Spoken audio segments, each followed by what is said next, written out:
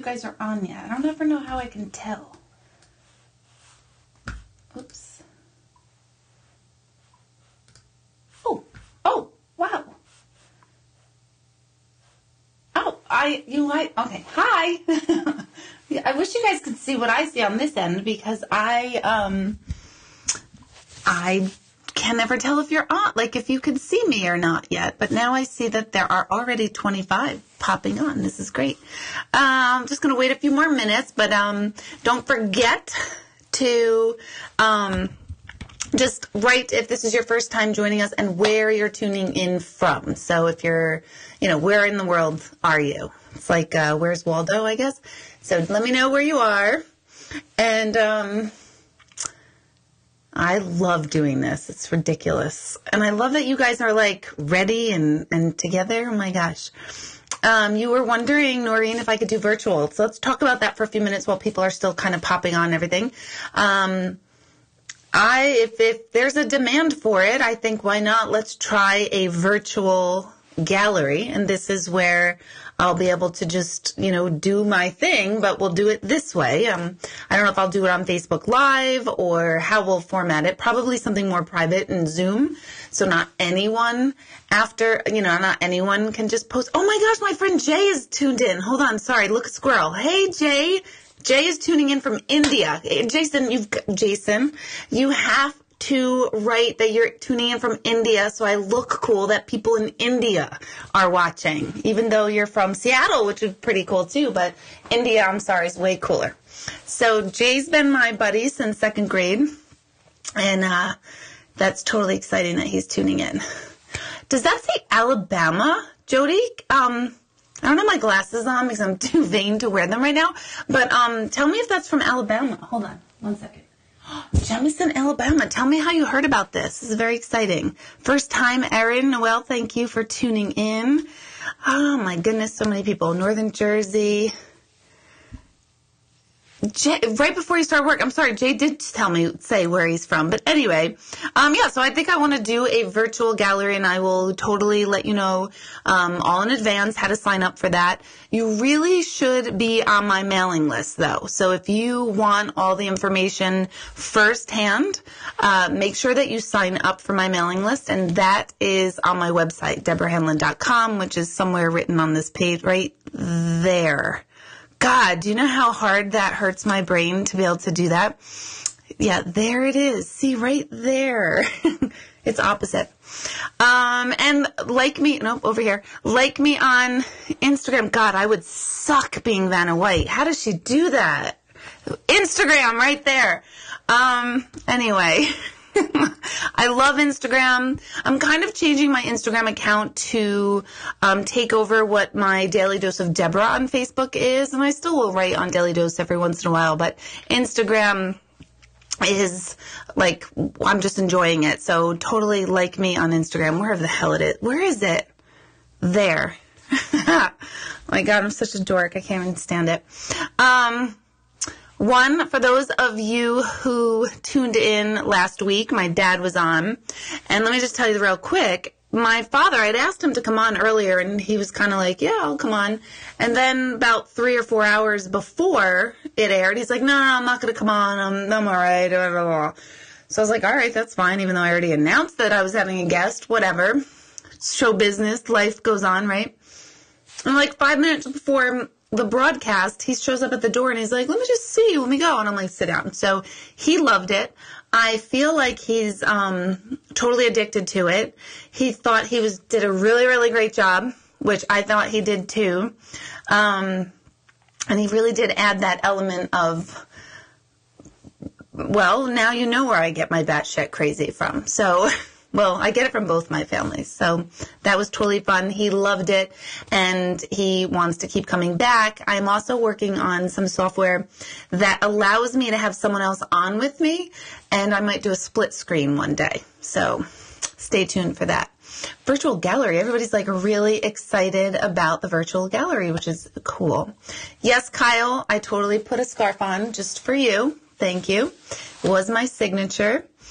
How many of you still have not gotten my book right there, right here?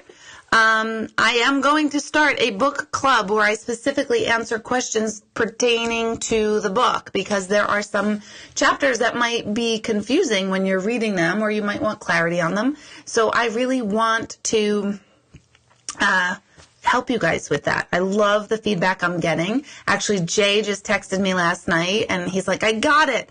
And I just get so excited when it's all connecting. And I do think that I hope that I make these huge concepts and things that we always wanted to know about very, very, very user-friendly, very on like the real world people explanations. I don't want anyone to think that the other side is so mysterious that you yourselves can't connect to. That drives me crazy. So totally pick up the book. I'm going to put the link. I put the link on the post before this. There are links everywhere for the book. I guess I could just pop it in right here, right now. So I'll pop, I think. Let's see if this works. Nope, that did not work. You should see what just popped up in my whole screen, so we won't touch that again. But I'll post it afterwards.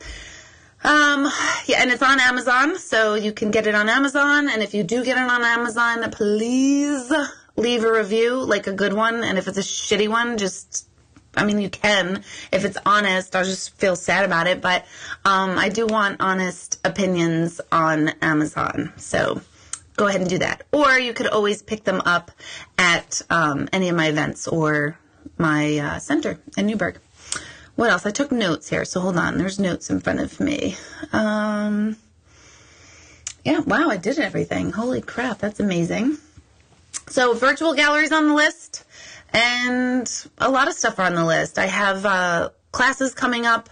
I'm going to start my energy awareness class. So for those of you who have taken it before, please write in your comments about my energy awareness workshop and what that's like. It is a 6-week, very intense workshop. Most of the people who take it say that they hate me during it, because I will really, really poke and really, really get into a lot of your core beliefs and really get some energy moving in you so that you can see things within yourself for the first time, so that you can move past any blocks that you're having. So it's an amazing class. It is a difficult class emotionally. But after the end of the 6 weeks, you are a different person. And I do those over 3 weekends, every other weekend for 6 weeks. So it's really, you're only giving me 3 weekends. And that will pop up probably when, March, April. I don't want weather to play a part in whether a weekend is canceled or not. So, Mallory is writing life-changing. It is emotional bloodbath. That it is true. It is totally true. You will cry, you will laugh, you will be angry at me, you will so bond with the other people in the group. It is a small group that I have, and it's one of my favorite classes. I have not brought it back to life for, I think it's 3 years now, so it's time. It's time for me to bring it back, and it takes a ton of energy out of me to teach the class, so that's why I haven't done it. I didn't have the energy for it, but I'm ready, and I've got new stuff, new armor coming. So look out for that. I take a very limited amount of people, and I only take people who are really, really, really, really serious about it too. So there's a little bit of a like an interview process, but not really. So that's super. Keep on the lookout for that. Cindy said, we survived the life out of you, or sucked. You probably meant sucked the life out of me. Yeah, you guys totally did. In a good way. It's good. It's all for good. But that's amazing, empowering. That's returning in the spring, late March, somewhere around there. The Dominican Republic retreat in February, a lot of you are still asking me about it. That's totally closed. Small, intimate group. I think there's 12 or 13 of us. I think 13, maybe 14 of us going on that and that. I like to keep these things real small so that I can really, really work with you guys. So that one's closed, but I will be opening up other retreats well into next year. Let's see. All right. So I think that's it. Let me just look at my notes again. Oh my God. What's wrong with me? most important thing on my mind is you all talking about how great and cool and amazing, or whatever word you want to use, about me to the Elvis Duran show. Let me just discuss this for a moment, and then I will get to all of your questions, I promise. I have this obsession with Elvis Duran and the Z Morning Zoo, and I say to everyone all the time that I just want to get on Elvis's show. I just want to get on Elvis's show. When I get on Elvis's show, how come Elvis hasn't called me? And it's kind of become a little bit of a joke between Michelle and I in the office. And I do work for iHeartMedia in Poughkeepsie and Hudson, New York, but I don't do it for Manhattan, which is where Elvis's show is. So it's one of my things that I say all the time, like, when is Elvis going to call me? Like, I don't understand. Why have I not? What the hell? I keep hitting this. I'm sorry. Why am I not on Elvis's show? Why has this not happened? How do I get on there? Everyone tells me, oh, it's too hard to get on there, Deb. You can't do it. You can't do it. You can't do it. Well, I don't believe in can't anything. I talk to dead people. I mean, if there's anything you can say that you can't do, people used to think you can't do that, and I freaking can. So there's very few things that I think I can't do other than sing that I can't do. I'm totally okay with knowing that I cannot do that. But anyway, I digress. So it's one of those things, and I just tell Michelle, like, send a little word about me to their producers. Elvis. Well, the other day, GK was riding to work in New Jersey, and he sends me a text. You have to go on to ElvisTVcasting.com, and they are looking for new talent, I think is what they worded it, because I like that word. Talent sounds fun and nice and like I'm talented.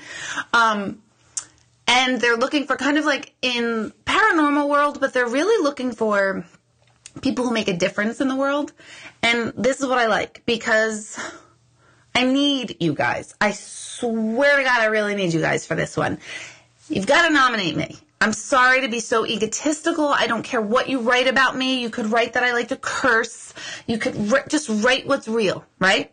ElvisTVcasting.com. I just sent out a blast to my email list today, basically begging and pleading all of you to send in a nomination so we can get attention, so maybe they call me, because I'm freaking tired of waiting. I'm so freaking tired of waiting for Elvis to have not called me. Yeah, so there's that. That's like should be on the top of my list for all of you guys to do. My office this morning sent out an email that tells you certain parts of it, like they ask for links to my YouTube channels. They ask for pictures, which is really annoying. Like, who has 5 pictures of me laying around?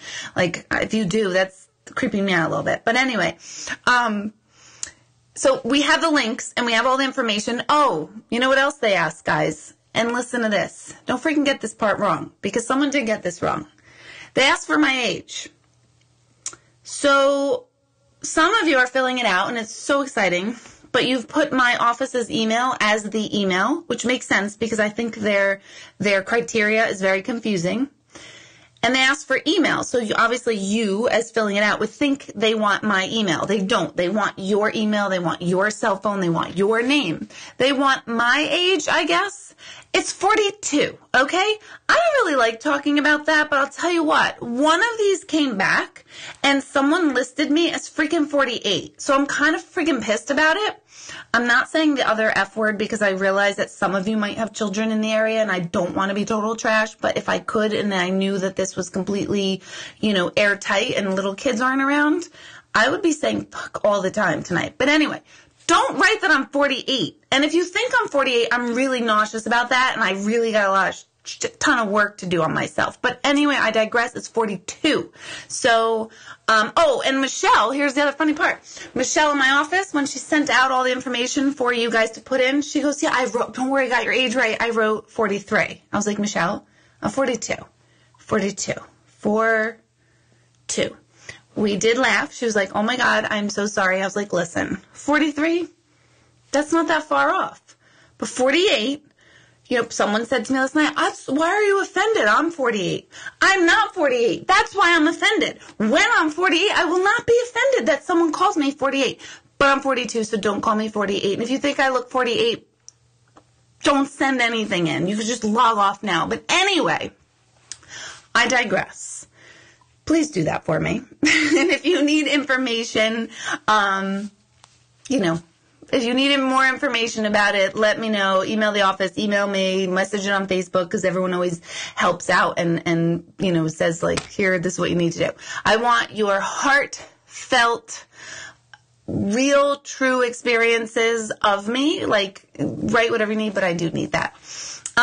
No, I know, Colleen, I know that age is just a number, and honestly, I think I'm like 17 at heart. I don't know. I think I'm somewhere stuck around my son's age. Like, I don't think of myself at all. But if you said you're 53, if someone thought you were 61, I think you'd be pissed, right? So I'm a little like, shoot. And this was a friend of mine too. And I'm like, oh my God, she better think I look really amazing for my age. I don't know. But anyway, yeah, I'm 42. So just don't get that wrong. And I don't know why they ask my age. Yeah, Valerie, good question. I have no idea. And I don't even know if they're asking my age or yours. I don't know why that matters. You know what? Why don't you write to infinity and beyond? I'd rather you do that than actually write a number. Infinity, whatever, ageless, timeless soul. Write whatever you want. Just don't write 48, please. It's making me sick. I keep all day. I'm like, oh my God, Michelle, do I need Botox and something? I'll do it. I don't care. Just let's schedule it. Put it on the calendar. But anyway, let's see what else. So let's get to some of your questions. This is a reminder, I do not take personal intuitive questions in this format simply because, it would just be impossible, and I really want to contain it. This is more for information about the generalized topic of mediumship, of how I do what I do, self-help, which is, I really want to teach the living how to live. The deceased, as my book explains, has really given me a major, massive insight on living. As much as they talk about what's going on the other side, as a medium, I'm always amazed at the information, which is very largely similar as far as what their experience of the afterlife are, and how they are really helpful to us here, because we are still here. We are still in the difficult realm. This part of living is not easy. It's kind of annoying. We have wonderful moments and high moments and great times, but I'm telling you, I hear from all of you all the time, it's not easy here. Sometimes we feel alone. Sometimes we feel like we're totally screwing everything up. There's just so much going on here. So the deceased have given me a very valuable insight on how to apply a mindset to the living, to being here. So any questions about that is my favorite. I want to help the living live better. I want people to feel happier. I want people to see themselves. You know what I mean? We all so much want to be seen, and we want to be understood, and we want to connect, and we want to have purpose. And that will not happen unless you see it for yourself. And I want to do that for people and with people. And it literally makes me high. There is nothing else on the planet I like to do. I used to play tennis. I've gotten so lazy, because I'm 48 and everything. But I used to play tennis. I used to have hobbies. I really don't. I just like people. No, that's not true. I like humanity. I like humanity's problems, and I like people who are willing to be vulnerable and really push past their own crap to be able to move forward. I like that. Sometimes I don't like people, though. I'm not going to lie. People sometimes are driving me crazy. Okay, let's see. Let's start from the top. Joanne writes, do they ever, oops, wait, I forgot that I can add this so you guys can see it. Oops, right in front of my face. Probably not the best spot. Okay. Do they ever speak of heaven, or are they in pain? Great question. In pain? Absolutely not. Not emotional, not physical, not mental, not spiritual, not any pain. No. Anytime you hear medium tell you that they're at unrest, or they're not happy, or their soul is not settled, that is not accurate. I'm sorry, it is not. Those are human concepts. Anything human concepts cannot transfer over into the afterlife. When we are spirit, it is two different worlds. So No pain of any sort. No mental pain, no emotional pain. Why? Because they receive what I call the ultimate download. And when we pass, we understand why, even the most tragic lives, why they were this way, what this was all about. And they release all the human crap, all the stuff, whatever we went through. We release it and we become back and restored and connected to our collective whole. And we realize that we have been connected and we have been this energy all along when we've passed over. So pain, absolutely not. Do they speak of heaven? Yes. Very intriguing concept. Anita Morjani wrote Dying to Be Me, and she's so far in her books, it's almost, I can't even say it's almost, it is identical to, she passed over during, she had stage 4 cancer. I mention her in my book.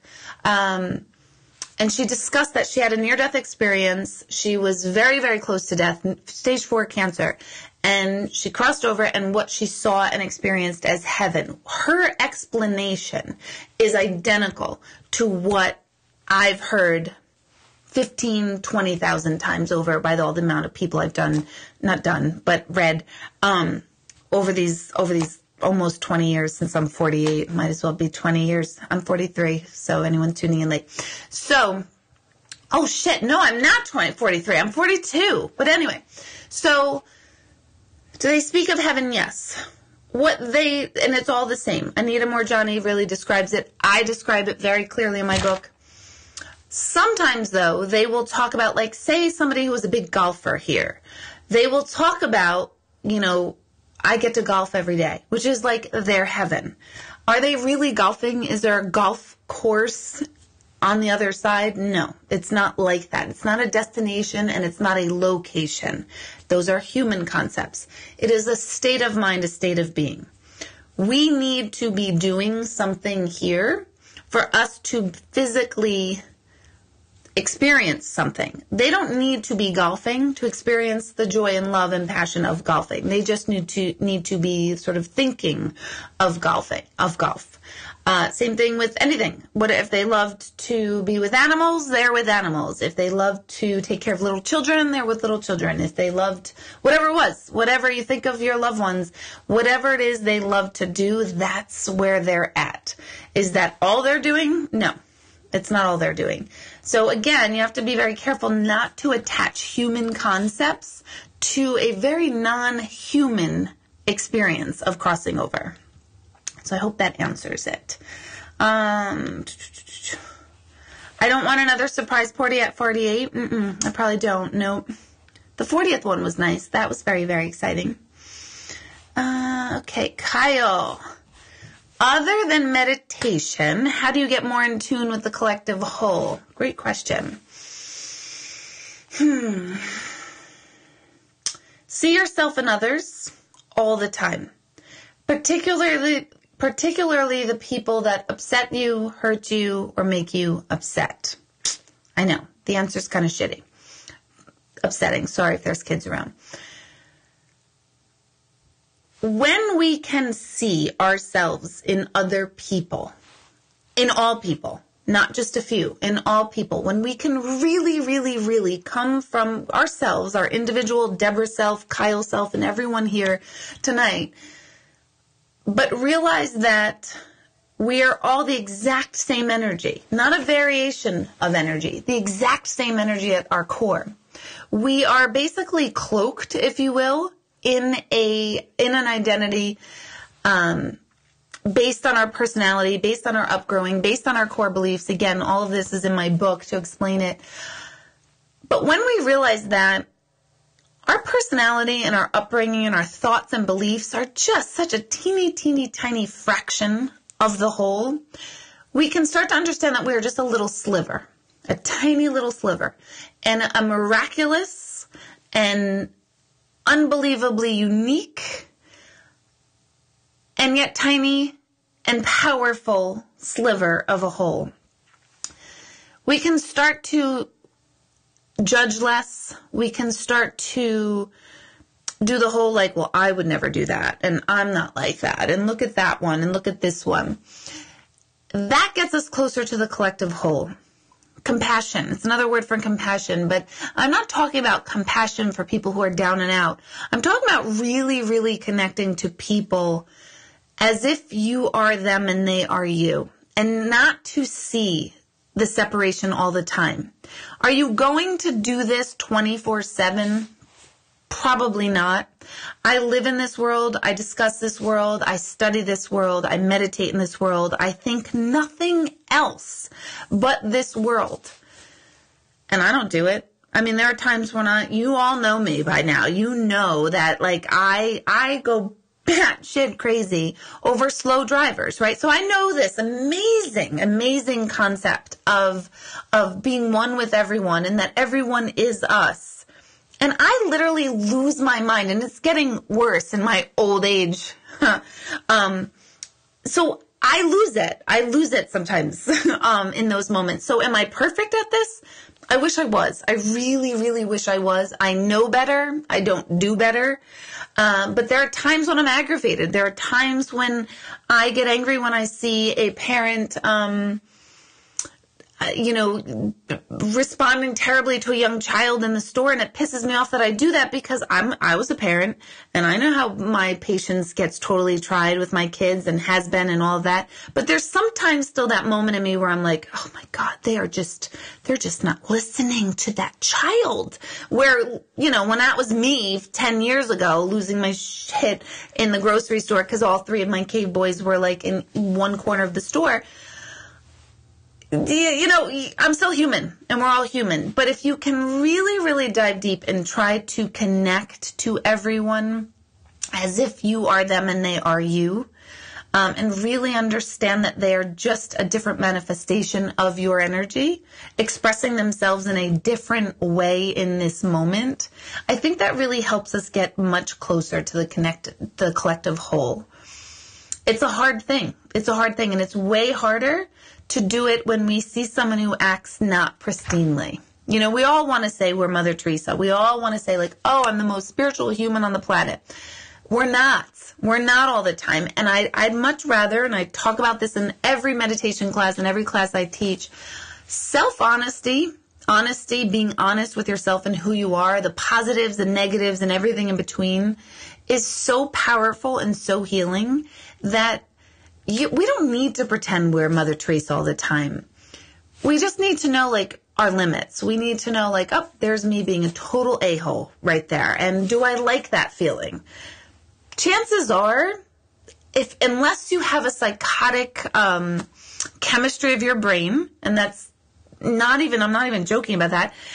Chances are we don't like when we're being a-holes. We really don't. We don't like the feeling, but sometimes we do. Sometimes we're reactive. That's all our human self. We can corral that. We can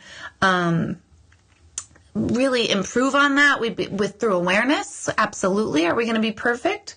Some of you really might be. I used to want to be, and I just don't think I'm going to be. Not until I get to live, like, as a hermit, like, I don't know, on the beach by myself, maybe. I'll be, like, so zen all the time. But if I'm living in the world, sometimes I get a little crabby. So I hope that helps. Let's see, who do we have here?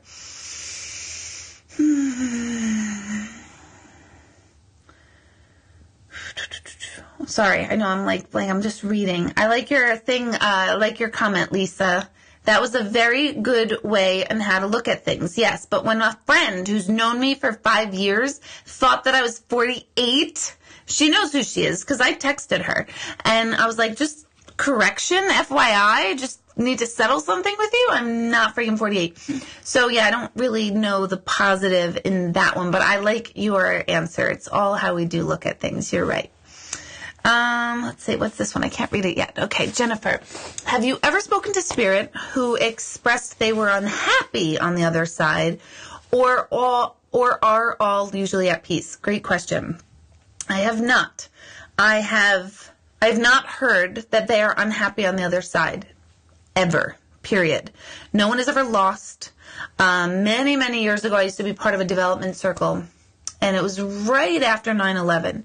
And this development circle, what a development circle is like a bunch of people will meet, will meditate, and whatever information is coming through, we just share it. So it doesn't make sense. And it's just like training. It's basically training on how to receive and give messages.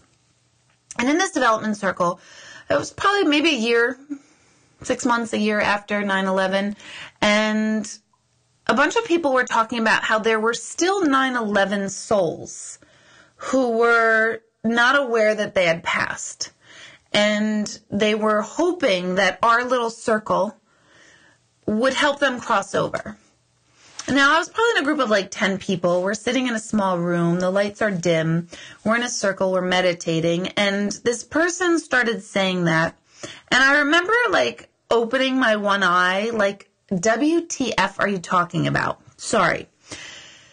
They don't need our help. They do not need our help on the other side. Don't forget, they're all knowing, perfect, pristine being energy.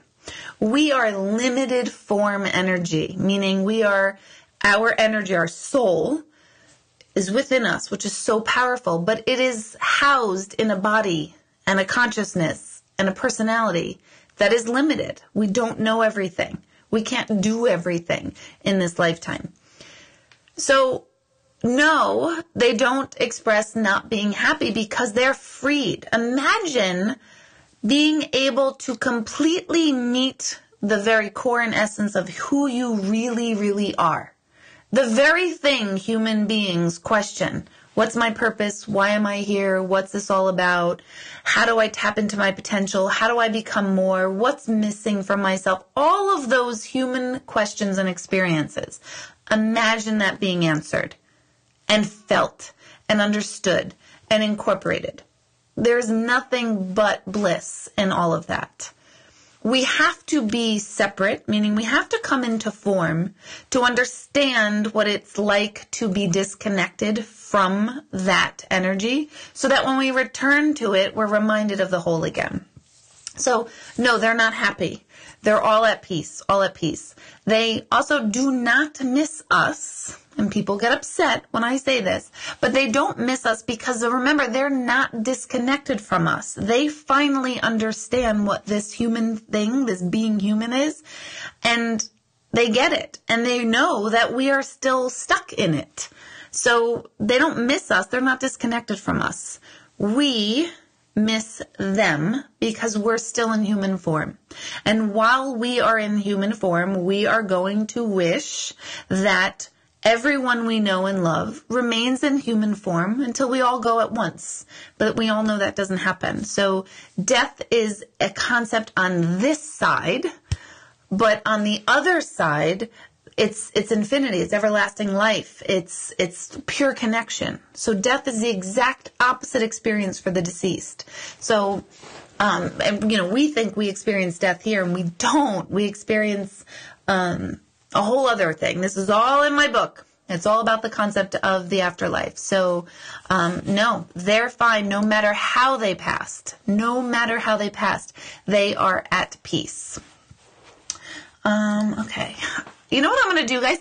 I'm just kind of clicking on stuff. I haven't even read the question yet. And I'm just going to click it, add to broadcast, and then see what your question is. I think that's easier because I think people think I'm like ignoring them. Because my father last week was like, Deb, afterwards, what happens to all the people whose answers you didn't get to? And I'm like, Dad, geez, I can't get to everybody. My God, you're stressing me out. Like, I want to be able to get to everyone and tell everyone and like help everyone on the planet. And I feel like I'm like kind of like finally having that boundary of like, I understand I really can't do that all the time. And then he totally triggered it like, what about those people? How do they feel? Will you ever answer them? I'm like, oh my God. So thanks, Dad. This is going to need another couple years of therapy. But anyway, I'm not just picking and choosing your questions. I just go with what I can see.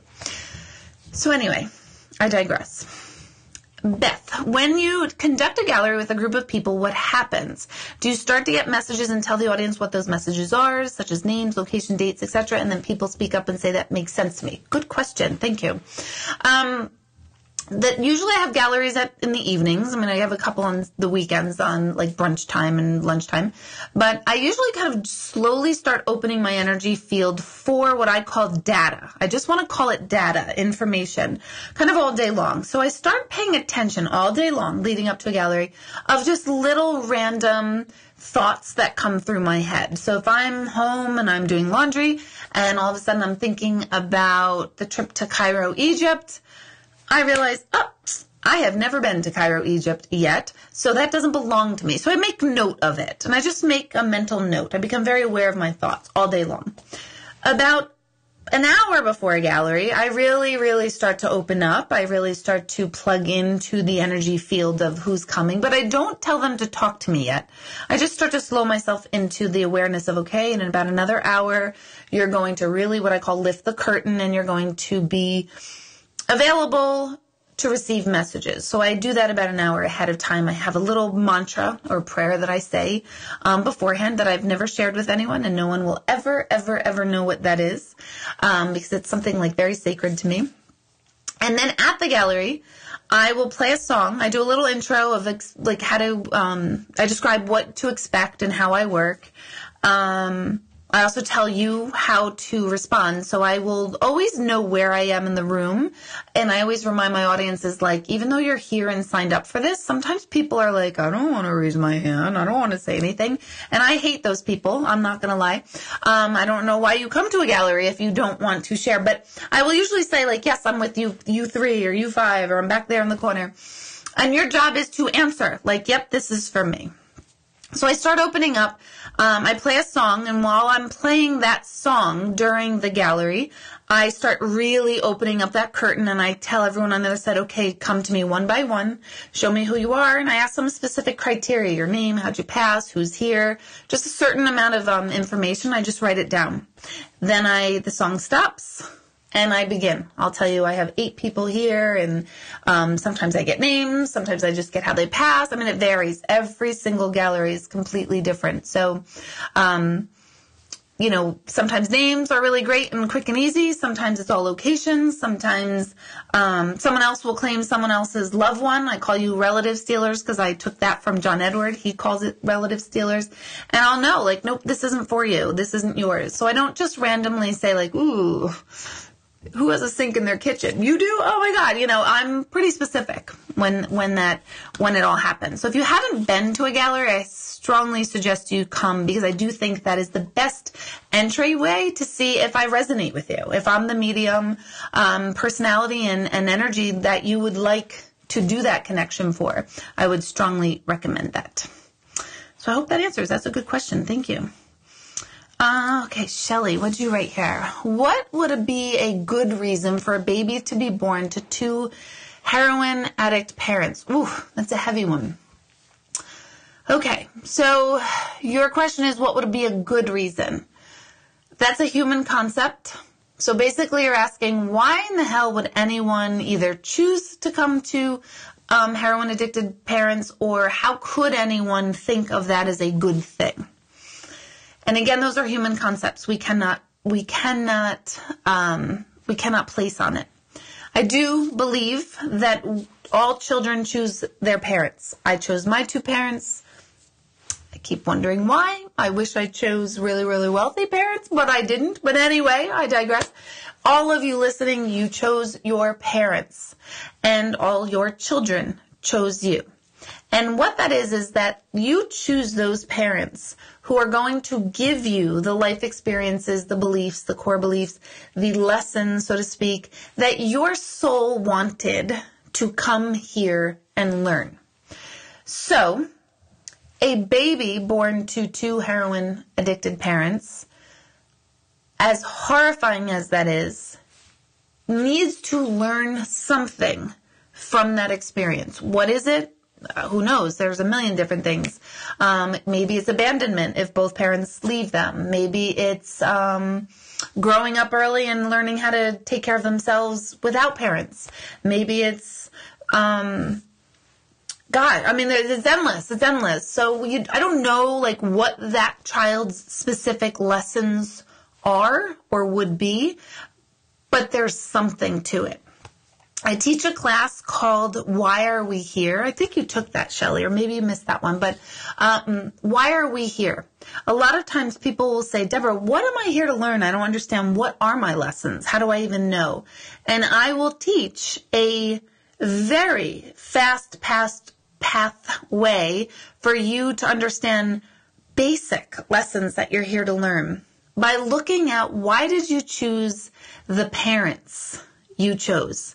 And that goes for biological parents, for those of you who are adopted or have adopted children. Adopted children chose you to be their parent, someone else as a biological parent, and you as the parent who's raising them, to learn something. And I have people write a list, and it's more intense than this. And if anyone tuning in took it, you can make comments too. But I would ask you to make a list of the pros and cons that your parents have taught you, the positives and negatives of each parent. Maybe one parent has 30 positives and no negatives. Maybe a parent has 30 negatives and no positives. It doesn't matter.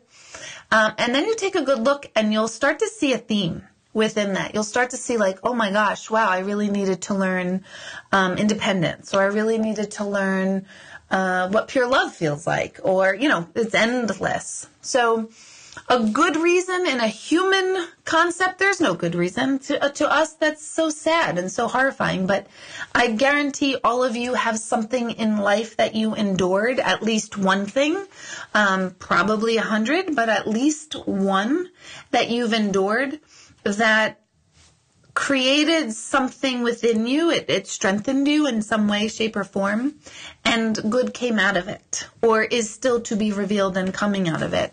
And I do believe that all children, all energies on the planet, we all have that. And the difference is, if only we were exposed to this concept much earlier, we could start to work on it much earlier. I mean, imagine that child of those two parents who also aren't evil. I mean, those are two humans that messed up, that life led them down a path. I mean, addicts of any sort. That's sad. That's devastating.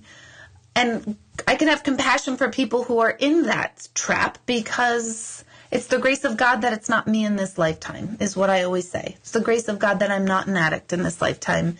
And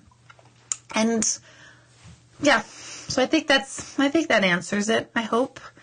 But the question is tough, because our human selves would say there is no good answer. It's sad. It's terrible. Those people are horrible. And no, we all do really shitty things sometimes, and we all have poor coping skills sometimes. Again, going back to Kyle's question, when we can look at what our poor coping skills have been, we can start to get better at fixing them and upgrading them. Are we looking for perfection? Not really. We're just looking for growth and awareness. Okay. How many books have I sold so far? Marissa, I have no clue. You'd have to ask my office that. On Amazon, they do have a count. I have not checked it because they do like a daily total, like 20 this day, 50 this day. And they don't give like a grand total, or if they do, I haven't seen it on the website. Too ADD for that. I'm like, what? Whatever. I just want to know there's more reviews on the book. So I have no idea. My office knows, though. Michelle is amazing. She's got every single one accounted for. But as far as me, it's in the universe's hand. It's a detail that I don't necessarily feel attached to, which feels really, really wonderful. Let's see. Okay, Dana, when I do a gallery and I'm listening, and everyone's listening to Enya, do you write the entire time, or do you become focused and only allow a few spirits to come through? So, I believe it was Beth's question already, what happens at a gallery? While I'm playing that song, I really start to focus and those impressions and data I received during the day, like that Cairo, Egypt example. I'll start to ask them, say, okay, Mr. or Mrs. Cairo, Egypt, start showing me who you are. And they might give me a name. They might show me how they passed. They might give me the name of the person in the audience. I don't know. It varies. And then I kind of like line them up in my mind, where I tell them to, okay, Cairo, Egypt, you're going to go first. And then, okay, who's next? Oh, hi, Mr. Soccer Coach. And, oh, okay. And I start lining them up in my mind. It's like an organizational skill. Sometimes they follow it perfectly. Other times, like this happened twice last week in 2 different galleries, where I had my list and then like 3 people jumped in that I didn't even see or hear from before. So as much as I like to stay organized and want it to flow a certain way, it doesn't always happen that way by any means. And I don't only allow a few energies to come through. I want as many as possible to come through, because you have to remember that, and people get really mad at me. I get like my biggest hate mail, and I really don't get a lot of hate mail, thank God. But that's the biggest thing. Like, I was really disappointed you only read 12 people, and it's ridiculous that you spent 20 minutes with that one family and only 4 minutes with me. And my human self hates you, because I'm like, my gosh. First of all, spiritually speaking, I get really aggravated. I understand it. One, as a human, I understand it's difficult to be in an audience with so much anticipation and wanting to connect with someone and needing to hear from them. I 100% understand that. But I have very little control with how long someone talks for. And I am constantly telling them in my mind to balance quantity and quality. I don't want to rush through everything, because if I was talking to you specifically in the audience, you'd not want me to rush. But if I'm not talking to you in the audience, you want me to rush. So it's a matter of perspective. Which side are you on? So I try to balance that. Some people are talkative and they keep interjecting. I'm sure a lot of you have been at galleries where that's happened. Some of you have family members who are short and sweet, and they just want to give you what I call a wink and a little message and move on. It totally varies, and I have little control over it. I constantly tell them, okay, let's move on. I want to get to more people, because don't forget, the more people I get to in any one of my events, the more people are going to like me. The more people are going to refer me and come back to me and talk about me. And I like that. My human self likes when people are like, holy shit, she's pretty cool. That's great. I love that. I want more of that. So it behooves me to get to as many of you as possible in a gallery. But they don't really care what I want. They don't care about my ego. And I am aware it is my ego that's attached to, there's Deborah and Debbie. And Debbie's watching Deborah holy crap, this is amazing. And Deborah's like, shh, Debbie, shut up, because I've got stuff to do. So I try to get to as many as possible.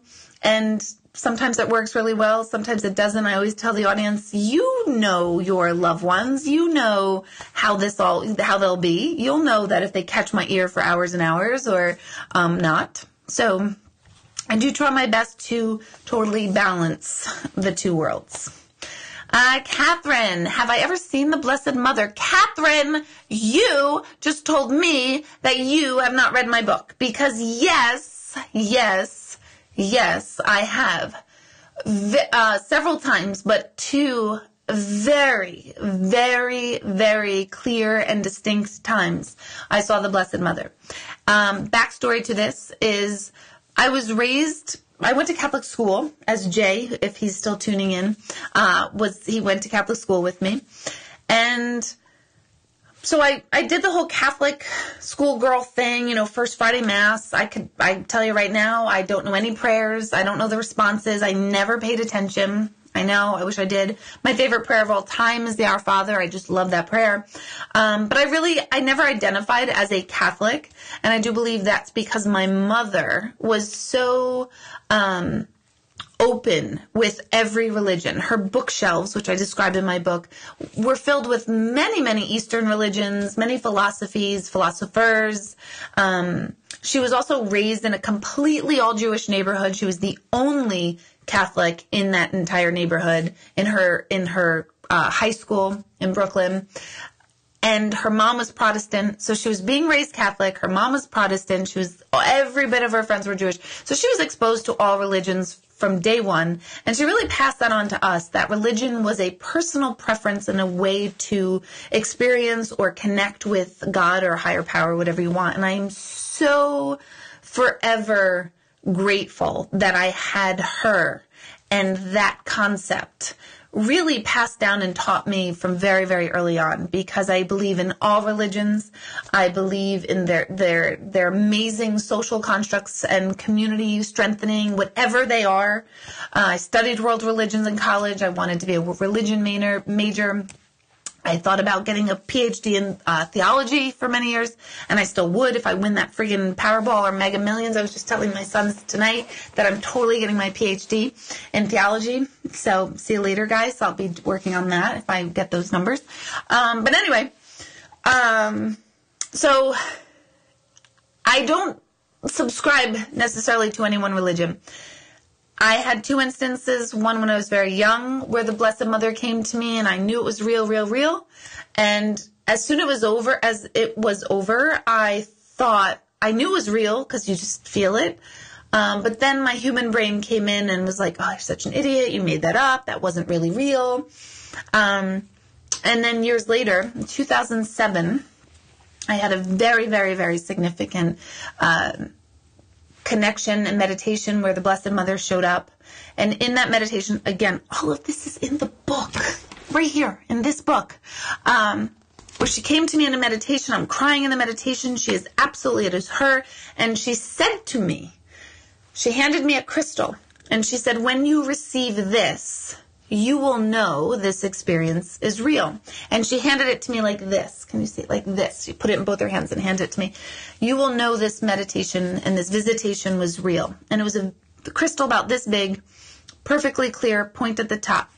I wasn't into crystals, still not really into crystals, not my thing. And I thought, wow, that was amazing. Didn't really think much about the crystal thing at all. Right after that meditation, a woman at that workshop came up to me, handed me a gift. She made homemade soaps, so I pretty much thought that the gift was a homemade soap. And when I opened it, it was the friggin' crystal that Mother Mary just handed to me. Like, exact crystal. Like, can't even make it up. That crystal is sitting in my office, so if you ever come to the center, you can ask, where is the Mother Mary crystal? And I will show you. So as if that's not cool enough, because I'm always asking for proof. That was proof. Like, you can't make that up. I'm leaving this huge arena, and a woman stops me right after this experience, right after I get the crystal, and this woman stops me and said, wait, you know you have Mother Mary all around you? Mother Mary is surrounding you. And I, lost my shit, was like, are you kidding me? I can't make this stuff up. I really can't make it up. So, yes, I have seen her and experienced her and feel super, super connected to her. I can't think if I haven't had anything like that since, and that was about 2007. Maybe she thinks I'm 48 and too old. I don't know. Okay. Oh, here's a good one. Have I ever had a spirit that wanted to be alive? Nope. Nope, they're not. Because they are alive. They are. They don't want to be shrunken down back into human. Because imagine taking... imagine the feeling that you're really, really happy about something, right? And you're so happy and elated. And then you are sitting with someone who's very, very, very depressed and hating life. And you don't really want to share your happiness because you feel bad for this person. You don't want to be like, wow, life is great. Everything is perfect in my life. Or another example is like, say you have all these girlfriends and they want to be married. Nobody's married. And you're like, oh my gosh, but I'm getting married. And you don't really want to say it because you don't want to take the thunder out. It is like taking this massive happy energy and crushing it down into something so much smaller. That's what happens when we're human. And as soon as we're free, we're like, oh, thank goodness. I'm not stuck in that little body. I'm free and everywhere. So no, I've not had one that wanted to be alive. That does not mean they don't want to stay with us. People will often say, well, that makes me sad, Deb. How come my mom, my dad, my brother, my sister, my son, my daughter, how come they don't want to be with me anymore? And I have to remind you, it's because they don't feel disconnected. They're not separate from you. They are more connected to you than ever, ever, ever before. Okay. Oh, maybe 48 is my intellectual age. My 42-year-old stepdaughter will never get her shit together. Nope, I'm pretty sure my intellectual age is also 40. No, not 40. It's about 17. Oh, I really do think I'm 17. Do you guys, do you have that? I can't believe that, I'm a grown up. There's times when I'm staring at my kids And I'm thinking to myself, where is your mother? Who is your mother? What happened? Who put me here? Where I was 17 like a minute ago, and now I have these boys calling me mom, and they like ask me for shit, and they like rely on my expertise, and I'm like, I don't know. I was just trying to sneak out of the house or something. I don't know. So it's weird. My intellectual age, I don't think so. I don't know. I'm timeless. Let's just write that. I'm infinity and beyond. Vicky, can I download your book on Kindle or Nook? I have not sat down to figure out how to put the book on Kindle. I'm going to be totally honest. Technological stuff and details make me feel sick. So when I have to sit and really focus on that stuff, I need like 12 hours and about 14 bottles of wine or something to chill me out to do it. So I have not found something yet, but it is on the list to put it on Kindle. Probably Kindle, probably not Nook. Just because I did have someone just tonight send me something that they'll help me put it onto Kindle. So I've got so many other projects in that it's not on the top of the list right now. I finished recording it, an audiobook, so I believe an audiobook will happen first, but I don't know. It depends on how long it takes to figure out this Kindle stuff. So thank you. That's a great question. For those of you who wonder too, you can buy my book on Amazon. And I really just can't wait for the feedback. People are writing to me all the time. What do you mean by this? What does this mean? I love this insight. And I want the conversation started. I really, really, really want the conversation started. Okay, let me see. Let's see. Kelly. Oh, hey, Kelly. Kelly's like my number one fan on Facebook Live. How can someone get closure if they didn't get the chance to say goodbye? Oof, tough. A good session definitely helps with that. I've seen that firsthand. The word closure is kind of annoying because we all hear it all the time and we all want it. And even after you have a session, you will have possibly have more or deeper sense of the relationship you had and a sense of how the relationship is turning into from a physical human experience to a spiritual experience. You can get closure and have closure, and then on like a Tuesday afternoon, you pass the favorite bakery of the person and it just rips open everything all over again, and then you feel like you don't have closure again. So I see that so often. It's just such a tricky thing with grief and loss for us on this side.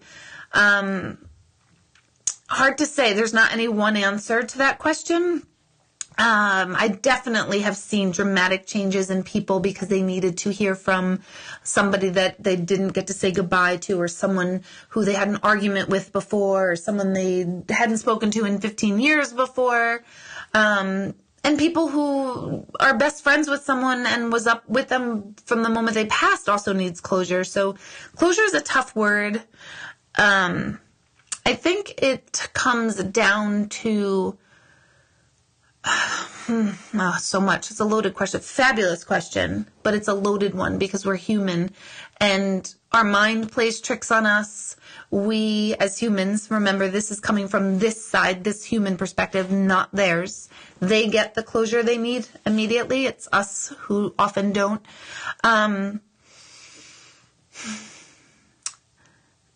Is making sure that we're aware of where we're at with people and being very self-honest about that. So I have a family member that I don't speak to and won't speak to, even though I know better. And I wonder, like, will there not be closure or will there be complete closure after this person passes? I really don't know yet. So it's a hard one to really answer. What creates closure? A feeling of peace, of hearing that they're okay, a feeling of you hearing that they're okay with you. I get people who were abused as a young child and their parent has come back and completely apologized and recognized that their human self was deeply flawed and didn't mean it. So there's closure in all sorts of realms on that. A session definitely can help that. But like I said, then as much as you and we can all feel really okay and good about something, anything can kind of rip the Band-Aid and open the wound again. So that's the tricky thing about being human. So talking about it, expressing it, being real about it, helps all of that. So I hope that answers. Okay, let's see.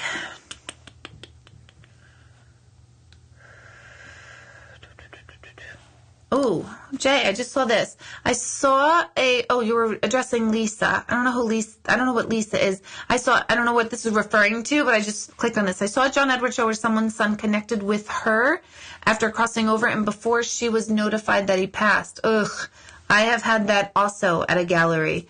It is unbelievable. Many years ago, it was probably in the first year, maybe year and a half of me doing public galleries. And I remember I think there was maybe 15 people, maybe 20 in the room. And a man kept coming through and I kept describing this man. I said his name, and the woman I was speaking to, her name is also Deborah. I can't remember her last name, but I do remember her first name is Deborah. And she says, everything you're saying sounds like my son-in-law. I'm pretty sure it was her son-in-law, son or son-in-law, but I'm pretty sure it's son-in-law. And she says, but I just left him. He was home before I came here for the gallery. And I kind of was like, oh, well, all right, then, I guess it's not him. But no, she got a call during the gallery that he had passed completely suddenly during the gallery. So does that happen often? No, I can't remember another time that's ever happened, but crazy. Absolutely a crazy, crazy experience. And again, especially because it was early on, made me such a believer, which sounds crazy for me to say because I'm sure all of you go like, oh, of course she's a believer. And of course I am a believer now. But no matter how many times I'm in the presence of proof, which is what the book's name is right here. See it right there? I'm in the presence of proof of an afterlife every single day of my life through all of you. So when I do have those moments, and I do, because I'm very analytical and scientific, I want proof on all of this, when I'm thinking like, what, is this not real? Is this not real? Even though I know it is, and I'm in the presence of the proof through all of you, there's still those moments. But I remember that was a moment of like, wow, you can't make this stuff up. You just can't. So, unbelievable. Okay. Let's see, what's this one? Jackie, do you get bombarded with a lot of different spirits at the galleries? Isn't it overwhelming? Sometimes it is overwhelming because I do want to get to so many and I do want to hurry them up. And a lot of times I am super impatient where I'm like, okay, dude, I know like in life you were like really quiet and calm and deliberate with your speaking and very specific. And I get annoyed with like the very slow energies, slow meaning someone who talks like this, and this is how they were in physical life, and this is how they're going to show up in the other side. And then I'm like, dude, I don't have time for this. Can we speed it up? Because I want to get to more people. I want to show as many people as possible in this gallery that their loved ones are with them, they're okay, you're okay, and life is good and life goes on. So I get aggravated. And there's so many happening. So it is overwhelming. After a gallery, I am completely shot, and I don't feel well after it. Not that I'm sick or anything like that, but I just feel like, one, my head feels like, if you've ever been to a concert and you are right near the ginormous speakers, and then you leave the concert, but you can still kind of hear the reverberation in your head, that's exactly what I feel like after every gallery. So it's very exhausting, very draining, and exhilarating, exciting as well, because I just love to think back at the interactions that people did get. But it is an exhausting experience for me, for sure. Clearly not exhausting enough for me not to do it. So the benefit and the love and the passion far outweigh all those things. But Even after a day of work at the center, Michelle, my assistant, laughs at me because I come in the morning, hey, good morning, how are you? Blah, blah. And I leave like, all right, Michelle, I gotta go. I can't even talk. Like, don't even ask me anything. I don't know anything. She says my face is completely changed at the end of the day. And now, she's been with me for 2 years. She says she knows when she can ask me a question and when she can't because I'm like, I just don't want to talk anymore. Which is shocking to like my kids. Like, what do you mean you don't want to talk anymore? You're talking all the time. Let's see. Good. People are saying, oh, Dana, I saw you write this earlier. Hang on one moment, please. Can I share with all of you my cup? Is that great or what? A friend of mine gave it to me. It's like so me. Then I like it. Okay. So, and it's only water. I'll put one in it later. Okay. Thanks. Dana, in pregnancy, when does the spirit enter the baby's body? I saw you write that on the page earlier tonight. And I'm glad you re-asked it because I thought it was a great question. I don't know. I wish I knew the answer. Because that energy or the energy of that soul is kind of traveling through time to get to the moment of conception and then therefore to birth. I believe it really happens even before conception, which makes no sense to a lot of people. But don't forget that a baby chose their parents. So it is, follow me here. A baby's energy before conception is just the manifestation of desired lessons that they want to learn, that sliver of energy or that soul wants to learn coming here. So it's kind of timeless. It existed before the conception because it is a concept or a desire to be in form that was created infinite years before, because I know half of you are like, wait, what? It's getting too late now, Deborah. Let's be jolly and happy.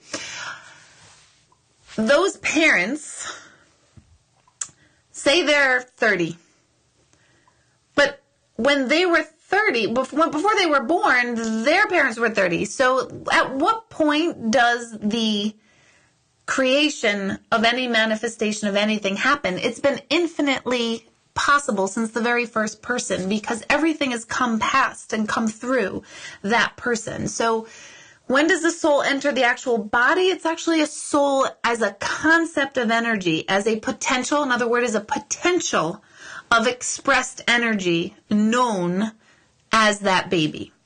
I was this person long before I was even conceived, and I'm so freaking glad my dad's not here because he would totally gross me out about my conception or something really disgusting. So anyway, he would make me like nauseous. I don't want to know. But I am the potential. All of you tuning in are the manifestation of a potential of energy that wanted to be here as you. And that's happened since infinity. And all of the manifestation of energy after you, whether it's through children or just interactions, for those of you who don't have children, of the interactions of your persona afterwards. So this is when we get into higher concepts of no such thing as time, why the universe is timeless, the expansion of the universe. This is a lot of the physics stuff. There is a book that's coming to my mind. Deepak Chopra, I'm sure, talks about this. My favorite book of all time is Life After Death by him. I quote it a lot in the book. I don't think it deals with this question, though. Maybe it does. I'm not sure. I'll have to look. I'll have to check. But I hope that answers. I mean, it's not like, oh, in the 4th trimester. It happens long before the baby's even conceived. No, I'm never crabby. I'm thinking, Greg, that you are talking about me, that I'm crabby. I'm never crabby, like ever. Just let that shit go, brother. Okay, that question was great. I agree, Kim. Therese Z, thank you. You first timer here. I'm so glad you tuned in. You can share with me like how you came across it, or did someone tell you about it, or how it's gone, how you got here. Not here on the planet. I probably know that question easier than how you found all of this. Okay. Oh, Valerie, I keep clicking on the same people. What is crossing over them? This seems to be the disconnect if I'm following you. No, it is the opposite. When we cross over, it is the ultimate reconnection. We are all part of this energy, what I call the collective whole. We are all a part of it. Every living energy, concept, manifestation, energy that's existing on the planet is the collective whole. We all make that up together.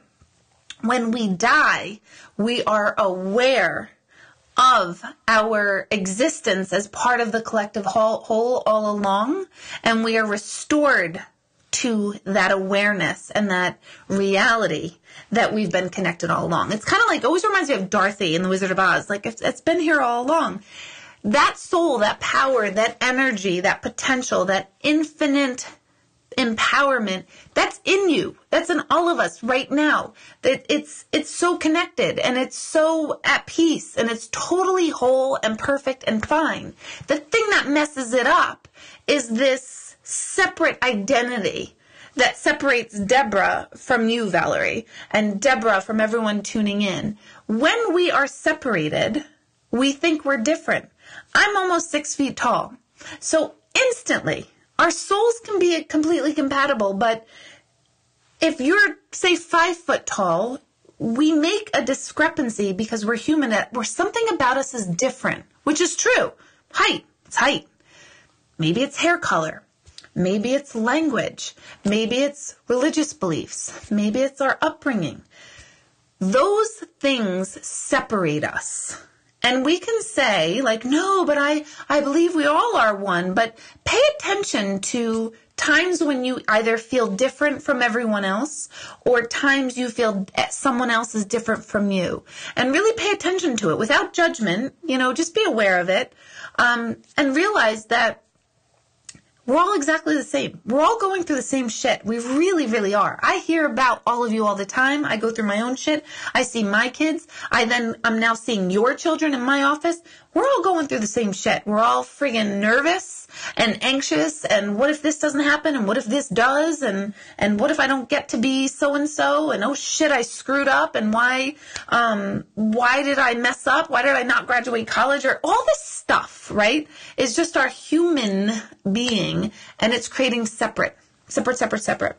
When we die, we're like, oh my God, I wasted so much of my life thinking I didn't measure up, thinking I wasn't good enough, thinking I was different, thinking I was superior, thinking I was inferior, whatever it is.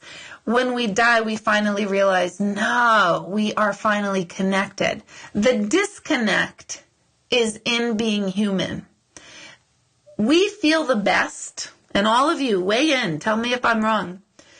As humans, we feel the best. We can have no money in the bank. We can feel that we are physically not attractive. We can feel like the proverbial loser, whatever that means to you. But we feel amazing when we connect and help someone else. What is that? Why is that? Our whole life can be shit, but when we know we've helped someone and connected with someone and made a difference, that's because that's that little glimmer of our soul and ourself that is our true nature. So you'll hear in a lot of religions talking about, we need to know what our true nature is. Our true nature is connectedness. Our true nature is that we're all the same, exactly the same, walking different paths, but all the same inside. So when we pass, we understand our true nature. My book is about that very thing. It's about, can't we just get the memo now, like while we're here, so we don't have to stress out about all this crap and think we're like crap and, oh my God, I'm never worthy for this one, or I wasn't loved by my dad enough, or, all this stuff that we go through. It really solves a lot when we get in touch with that part of ourselves that is completely whole. And so that's what death is. It's that restoration of our awareness that we've been whole all along. It's just we've thought we haven't been because of all these different identities and core beliefs and delineations of separateness that make us different. So I hope that explains it. You really totally need the book to really get that, because that is what it's all about. It really is all about. Once we get there, even if we understand just 1% more, that will make dramatic changes in your life. So it's imperative for us to really grasp this concept so that we can feel good, that we can feel connected, that we can realize that, oh my God, we're all the same. And those heroin addict parents we were talking about before, that could be me. That there's no difference between a heroin addict parent and whatever lack is going on within me in this moment. I'm a reactive person, right? So Greg, just don't even weigh in on this, but I'm a reactor. If someone hurts me or attempts to hurt me, I react. As much meditation as I do, as much as I know better, there is a reactive response in me that I am like a TNT bomb, right? I know, little old me, you think I'm also peaceful. No, hurt me or my kids, I will set off a nuclear bomb on the planet. And then back to my spiritual self. I'm a reactor. After that reaction, I simmer down and I'm able to pull myself together. I don't even remember why I went into this. How's that? I just disclosed that I'm basically a psychotic human, and now I don't even have a point to share with it. So that'll be good. That'll be fantastic. Yeah, I don't know. Maybe you guys can help me with pulling it together. Sherry, I don't know who somebody asked for therapy, but you wrote Go See Mary Wilcox Romero. I was just texting her this morning. Yeah, she's an excellent therapist. She's in Newburgh. I know her very well. I've taken my children to her. I refer a lot of clients to her because she is extremely real.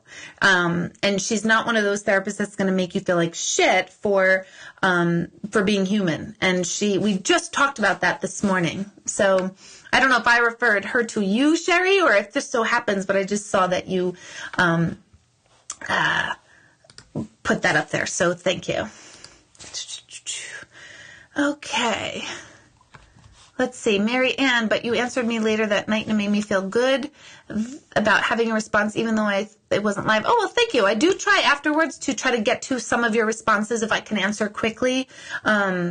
I will sit in bed because I'm literally OCD with this. I'm obsessed with this life and this world. And if you're interested in stuff, I'm like, oh my God, what more can I feed you? What more do you want to know? I'd love to tell you and teach you and work with you and all that. So I do try to answer as many questions. I really, really do. So when people tell me you didn't spend enough time, I'm like, oh, you don't understand how I am trying to heal the world one by one and I'm tired. And then I'm like, and then you, okay, I'm human. So I go to one extreme or another. Depends on who you're getting. If it's Deborah, it's great. She'll get a very nice response. If you're Debbie, I won't post it, but I'll be like, I'm trying. Namaste. Let's see. Come back to Troy and Latham. Thank you, Lori. I will be back in your area in January or February, but I can't really say much more about that yet because all the details have not been worked out, but they're in the works for me to come back up there, and I don't know, I might just be on another radio show as well, so it's coming. I'm coming back to Albany. Okay, let's see. Oh, Allison, she just said she's not feeling well, so let's send good energy to Allison. Andrea, how do you practice opening up to spirit? Meditation. And paying attention to yourself. Self-awareness creates the doorway into what is my stuff, my thoughts, my beliefs, my perceptions, my personalities, my physical feelings, my likes, my dislikes, and what's not mine. How do I explain this better?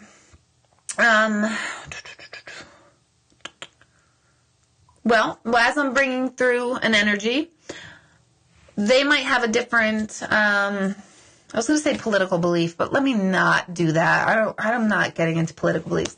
Maybe this person really loves, I don't know, curry, right? And all I'm tasting is curry, and I'm loving curry, and I'm talking about spicy foods and this and that. I do like spicy food, so this isn't really a great example. I can't think of a good example. I'll know what's mine and what's not mine. Oh, I know. There was a gallery, and I think I wrote about this too in the book, where this person was making me taste something that I could not identify. I had no idea what this was. And it was fishy, yet like gelatinous. Is that a word? Like it's like jelly. It was disgusting. It was so gross. And it's actually making me sick talking about it right now. But anyway, it was fishy and bleh. And I described that.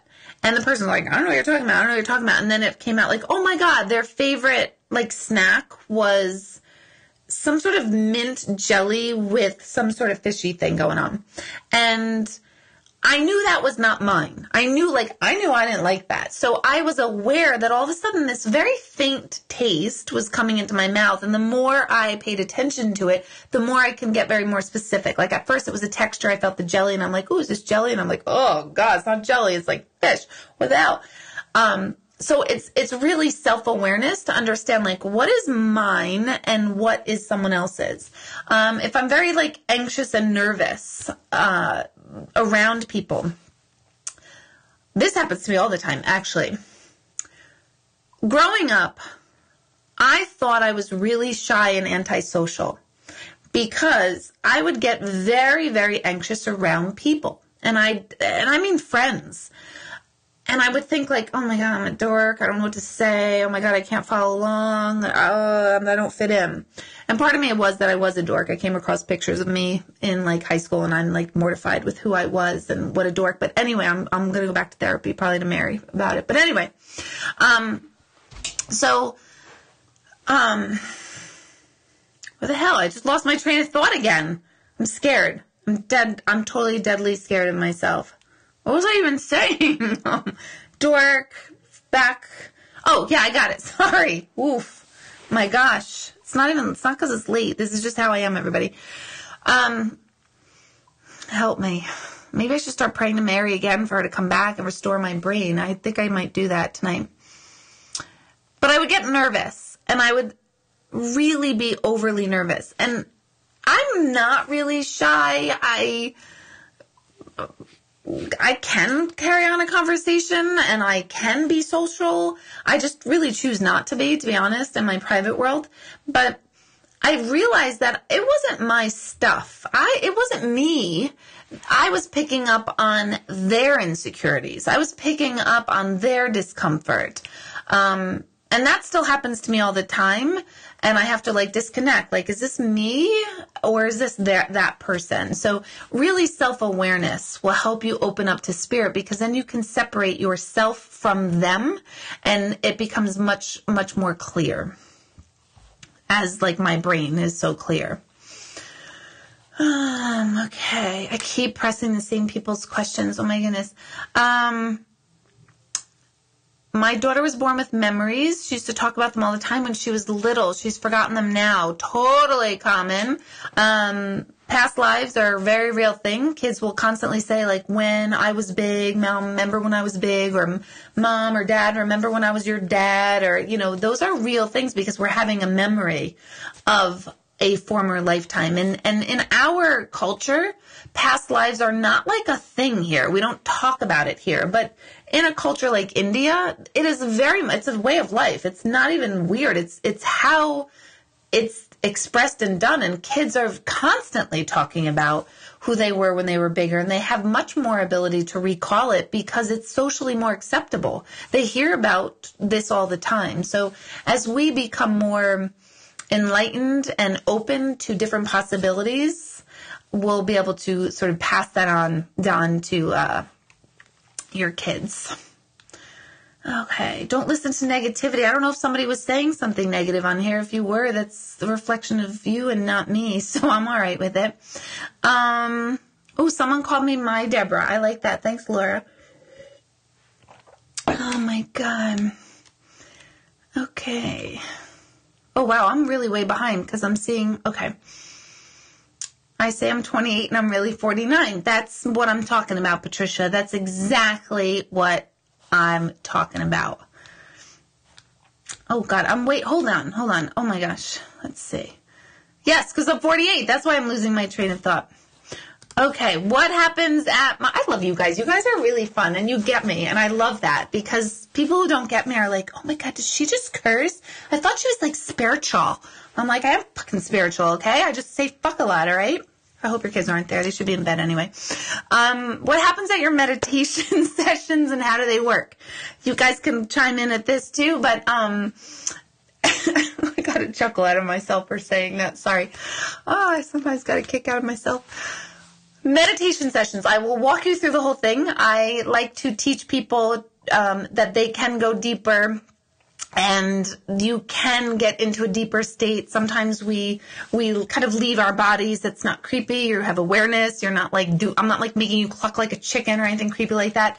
But you have experiences, and then after we have those experiences, we discuss them and we process them. And everyone in my meditation group tells me to, one, stop talking about meditation group because they like when the group is small.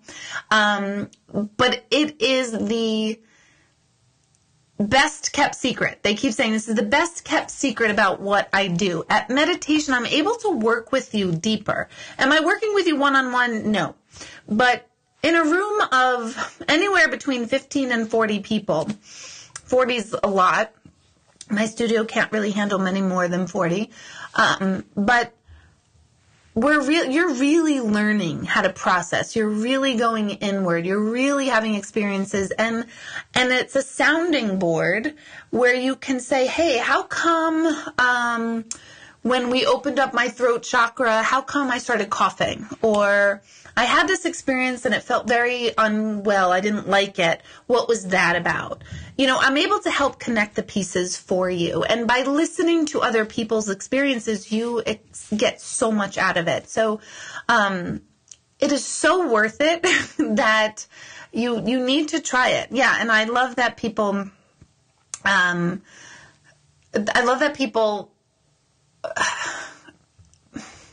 grow from it. I see dramatic change. I feel like I'm everyone's mother in a way. And I guess I could be since I'm almost 48, but I'm not. For those of you who tuned in, I'm 42, but it's a long story. You should have tuned in earlier.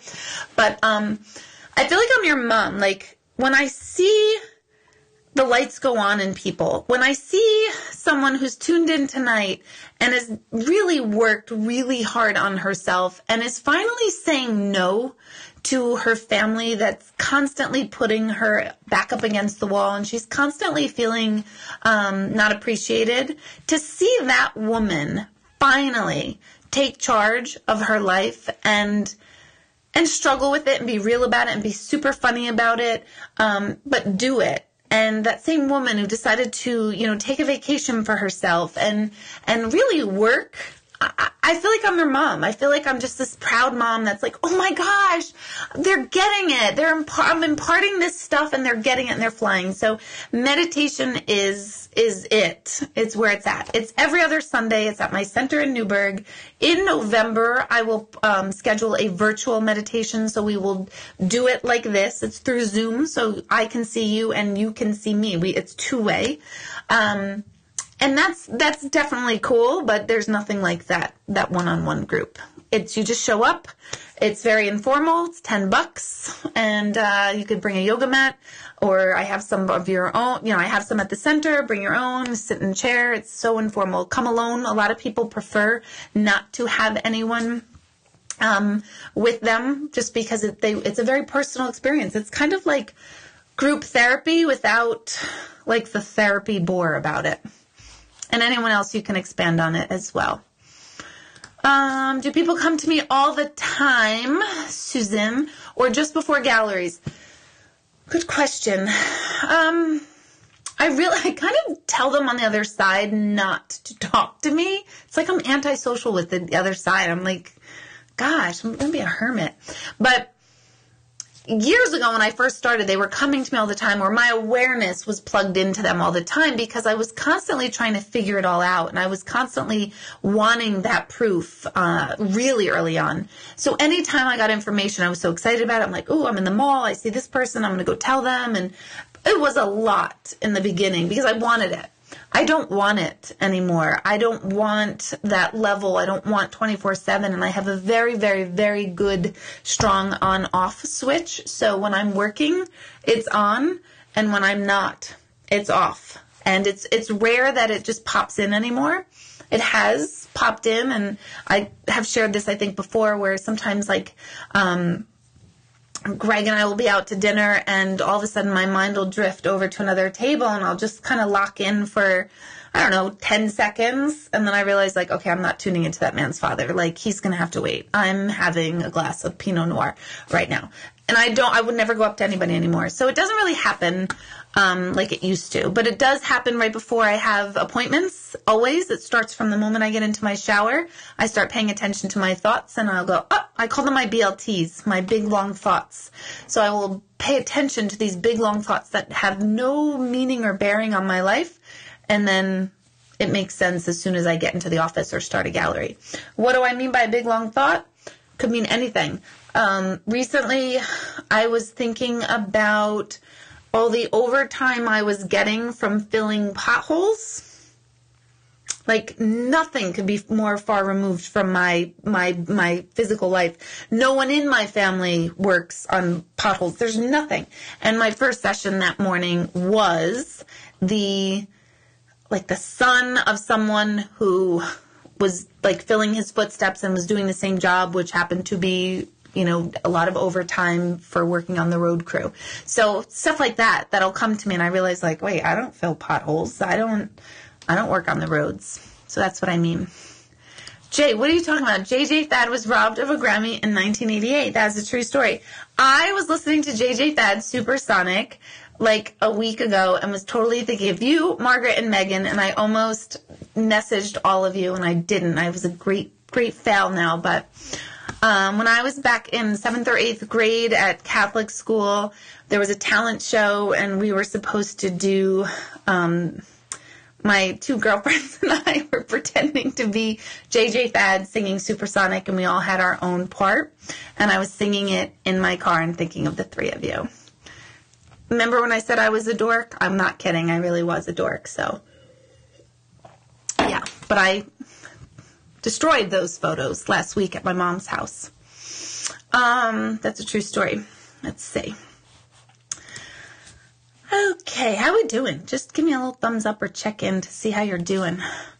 What's the best way to help a child nurture a gift similar to yours? Teach meditation, teach pause, teach self-expression, teach that whatever they're feeling is real and honor it and good. Are you going to do that perfectly as a parent? No, because I didn't. So I'm going to be like, all right, quit, knock it off right now. But listen to them. Whatever their passion is, listen to them. Whatever they express. If they really love weird, Civil War era swords, dive into that with them. There's a reason. So find and notice what they are drawn to, not what you want them to be drawn to, but what they're drawn to, and completely immerse them in that. And notice if a child has a propensity. Like I had a disposition where I was obsessed with the afterlife and the other side and science and physics and spirituality and religion my entire life. I mean, and my mom fostered it. I was able to talk to her about it, which I believe made it grow in me. So, really letting them be. Do you need to have them around mediums and all of that? Not necessarily. It depends. I'm very plugged into the psychological, pros and cons to this ability, and I would not assume or place, just be mindful of your child's psychology with it. You don't want children to feel like you need them to do this or be this. It has to really come from within. So that even includes if it goes dormant for 20 years. You kind of have to let it. So it's meditation, yoga, and exposure to a lot of things, particularly whatever you see them getting drawn to is the key. Okay, let's see. What is the best way to open up your solar plexus chakra? Thank you, Natalie. Solar plexus chakra, for those of you who are not familiar, solar plexus is right at your solar plexus, which is right below your rib cage, in the center of your abdomen. It is associated with the color yellow. It is the power center of a human being. A lot of times you'll hear it be called the core. It governs your self-confidence, your sense of determination and will in the world. How well are you able to be yourself and stand by yourself? How do you open it? Anodea Judith is one of the best experts on chakra. It's Anodea Judith. She can kind of get technical, but she's one of the best and very consistent with her messages. But I would say not to just focus on the solar plexus. I always like to focus on flow of energy from the root chakra all the way through your body, like that serpent, and shoot it out the top of your head. So you, in my meditation classes, we a lot of times kind of pull up the grounding energy of the earth through our legs. And half of you are like, what the hell is she talking about? But we pull up the grounding energy of the universe. We bring it into our root chakra, which is at the base of the spine, and we move it through each one. So would I just focus on the solar plexus? No. Why? Because the sacral, which is right below it, and the heart chakra, which is right above it, they can help open the solar plexus. Because once you move that energy, it's kind of like a clogged drain. If you get one part of the drain, the whole thing flows. If you get one part of the clog. So if your sacral chakra is clogged, work on the chakras above and below it. So I would say work on the whole thing. Other people will literally talk about, like, eat more foods that are yellow, wear more yellow clothes, do anything yellow, yellow, yellow. You could do that. Certainly won't hurt. Be mindful of it. Really feel it. I do an exercise in my energy awareness class that I was talking about earlier, where we can actually almost instantly, I'll teach you, like, you are feeling energy all the time and you have no idea. And I, just by doing this, I could just instantly feel the energy in my hands, as can everyone who takes my class. Pull the energy up into your palms and your hands and then lay them over each chakra. You could do that as well. So there's a lot of things you could do. But I would see it as more of a flow through the whole system. Root chakra all the way up to the crown, and then crown all the way back down to the root. All right. Let's see.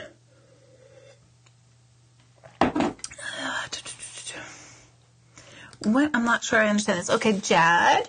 When we cross over, are we able to discuss our grief and guilt with our loved ones? So are you talking about, are they able to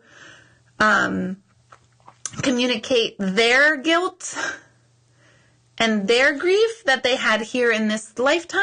Or are you talking about, I'm not quite sure. I'm not sure what you're talking about. So if you could just, like, kind of clarify your question down below, I'll take a look at that, because I want to understand your question specifically so I can get to it. You have guilt.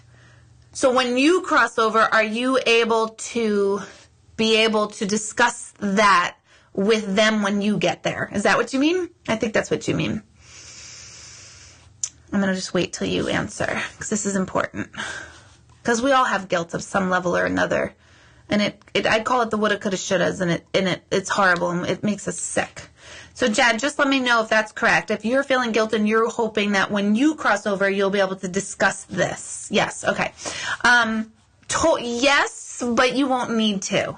So as soon as you cross over, you're going to go, oh my gosh, I get it now. I get it. It's kind of like watching a movie and you're not knowing how it's going to end. And as soon as you get to the end, you're like, oh, of course so-and-so did it. Or of course they were going to get married happily ever after.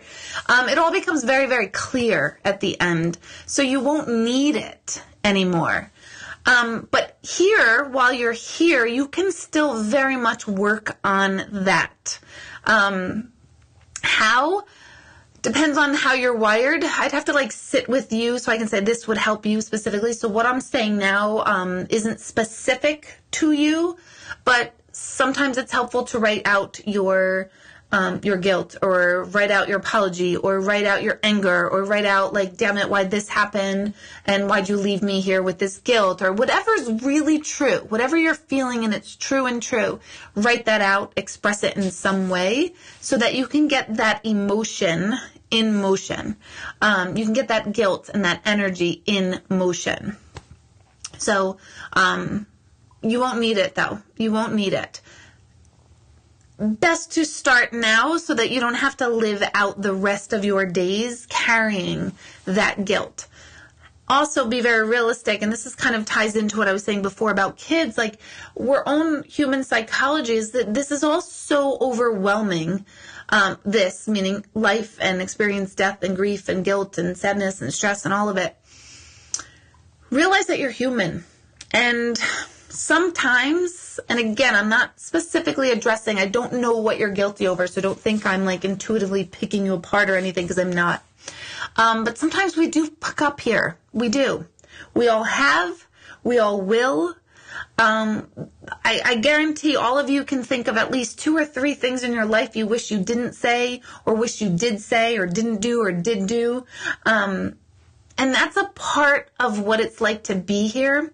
And if you can come to that, a word that I totally hate, I'm going to use, that acceptance, which I hate when people, you have to accept it. It's no shit, if I could, I would, but I clearly can't, which is why I'm struggling with it. But anyway, but if we can come to that acceptance and awareness of, I wish I did that better. I wish I did that differently, or I didn't know, or I did know and I still fucked it up.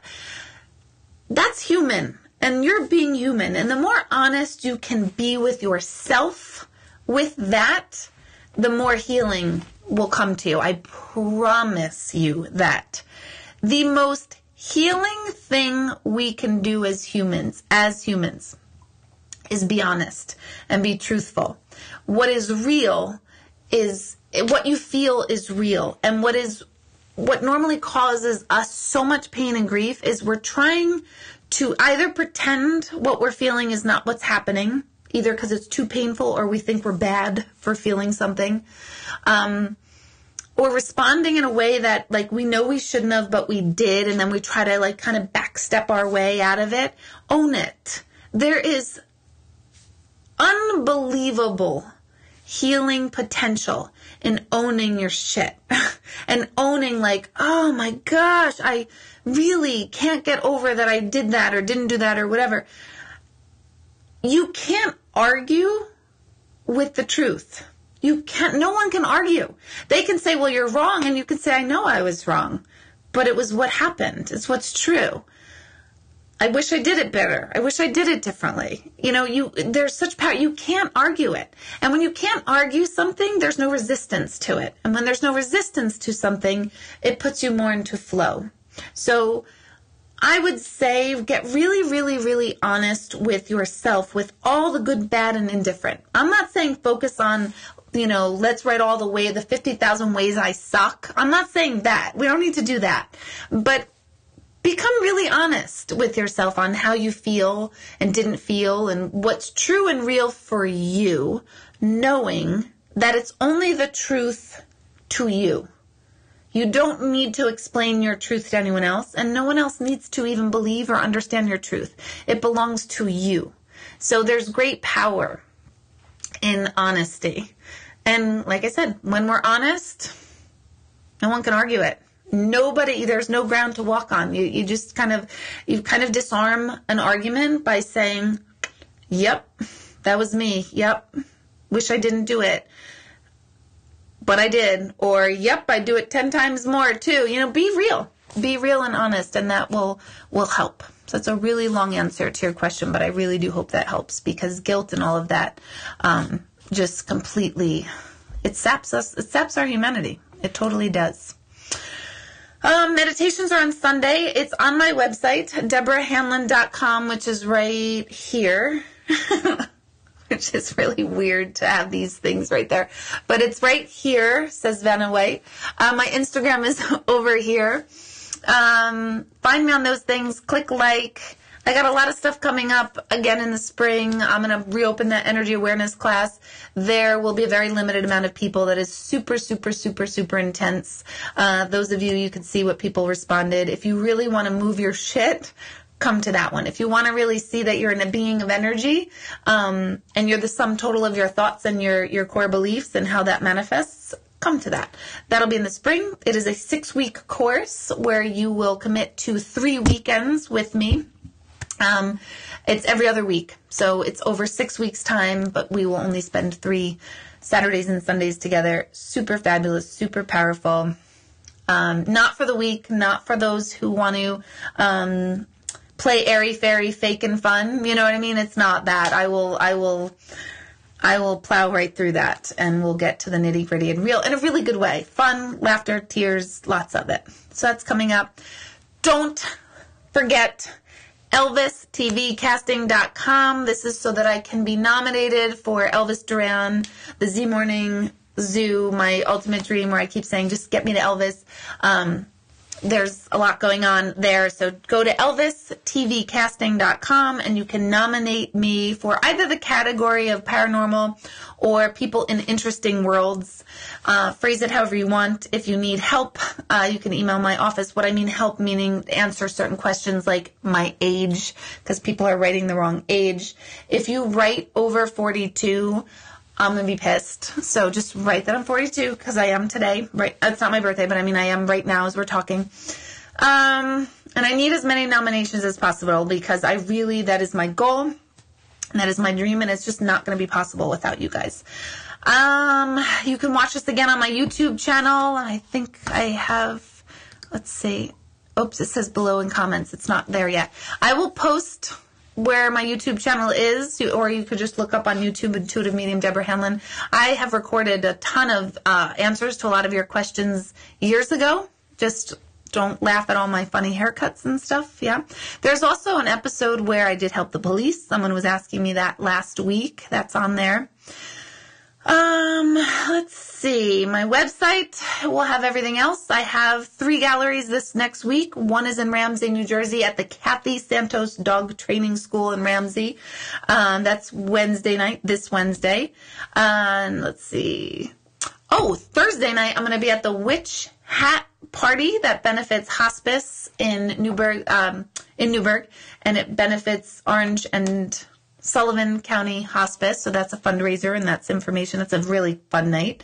And Sunday, I'm going to be in East Durham, which is upstate New York. I think it's about 25 minutes south of Albany.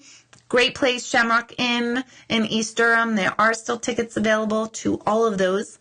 And then the following Sunday, I will be in Kingston, New York for a gallery that's going to benefit the Cancer Society. So all that's on my website. Click calendar, and then you'll just see all the events listed on my calendar. I'm going to be unveiling a vision board class somewhere in the last week of December, so pay attention to that. I'm going to only take limited amount of people for that. And then a lot of book signings all over the place. I'll be in Pleasant Valley in November. I will be at a great new gift shop in Newburgh in November, on November 17th. So a lot of cool stuff. Get my book on Amazon. I think I'm good. I think this is enough. I will see you next Monday night, same time, 8:15, 8:30, still playing with the time. Guys, you are the best for hanging out with me. Thank you so, so much, and I'll see you guys soon. Good night. Sweet dreams. Now I forget how to log off. Oh, here it is. Okay. Good night.